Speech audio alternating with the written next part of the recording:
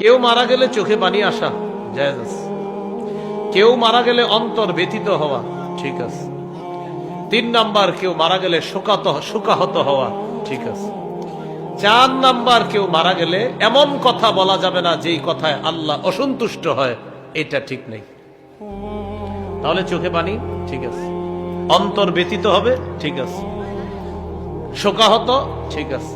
কিন্তু আপনি উল্টাপাল্টা কথা বলবেন মুখ দিয়া, এটা অন্যায়। যেমন অনেকে মারা গেলে আমরা পোস্টারে লিখি অমুকের অকাল মৃত্যুতে আমরা শোকাহত। কি লিখি? অমুকের অকাল মৃত্যুতে আমরা শোকাহত, তার বিদেহী আত্মার মাগফিরাত কামনা করছি। আচ্ছা, অকাল মৃত্যু যে লেখলেন, তার মৃত্যুটা কবে হইলো ভালো হইতো একটু বলেন। অকাল মানে কি? মানে এই কালে ঠিক হয় না, কোন কালে? অনেক সময় দেখবেন আপনি 50 বছরের একজন মারা গেছে, এখানেও লেখে অকাল মৃত্যুতে শোকাহত। হে কবে মারা গেলে ঠিক আছে?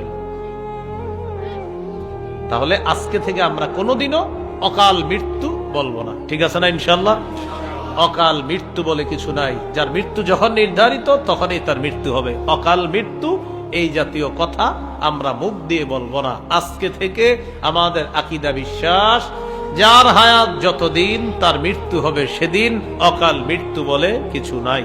আমরা এই জাতীয় কথা বলবো না। কোন পোস্টারে লেখা দেখলে বুঝিয়ে শুনিয়ে এটা কেটে দেওয়ার ব্যবস্থা করবো। ভাই অকাল মৃত্যু লিখবেন না, লেখেন অমুকের মৃত্যুতে আমরা শোকাহত, বাস এতটুকু লেখেন। আল্লাহ কথাগুলোর উপর আমল করার তৌফিক দান করেন। সূরা আনকাবুতের 57 নম্বর আয়াতে আল্লাহ বলেন, কুল্লু নাফসিন যায়িকাতুল মাউত।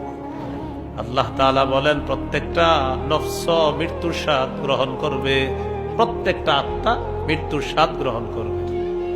সূরা মুনাফিকুনের 11 নম্বর আয়াতে আল্লাহ বলেন, ওয়ালাই ইউআখিরাল্লাহু নাফসান